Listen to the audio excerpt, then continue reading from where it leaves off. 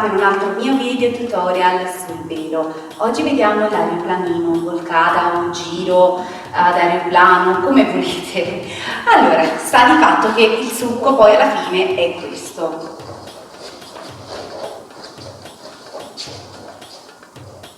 L'effetto è questo. Quindi il movimento si parte da una base di piedi, apro, piede destro e lascio il piede sinistro far perno, destro e lascio il sinistro, destro e lascio il sinistro far perno. Spero che si veda, sollevo un attimo il velo così vi spiego un attimo le gambe. Ok, il sinistro rimane in un punto fisso, destro si muove e il corpo si allunga verso la parte della gamba davanti, verso il piede destro. Poi questo, lo stesso. Ora questo velo, vai. 1, 2, 1, 2. Questo mezzo giro porto sempre la mia testa, il mio busto e tutto il peso del corpo più possibile in avanti, lasciando poco sulla destra. Va bene? Vi ripeto. 1, 2, 1.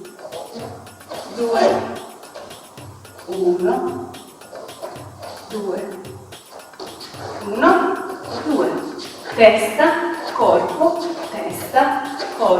e la gambetta, ok?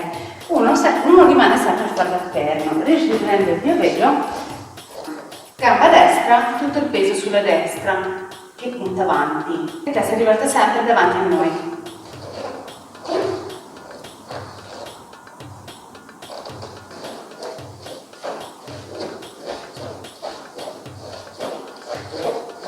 Come vedete anche il corpo si piega sempre nella posizione, diciamo in avanti, va sempre verso il basso, testa e corpo.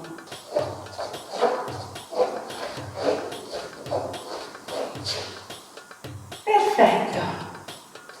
E questo è il movimento dell'aeroplanino.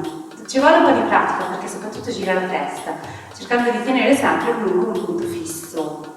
Dovete fare un po' di pratica soprattutto per il passaggio senza velo e poi potrete abbinarci il velo.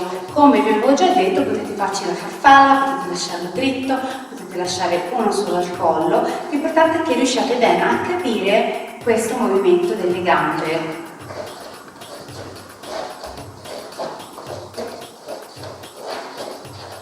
E il corpo.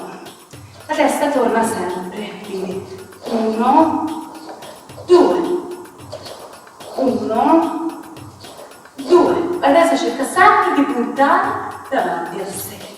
1, 2, 1. Rivediamo con il velo.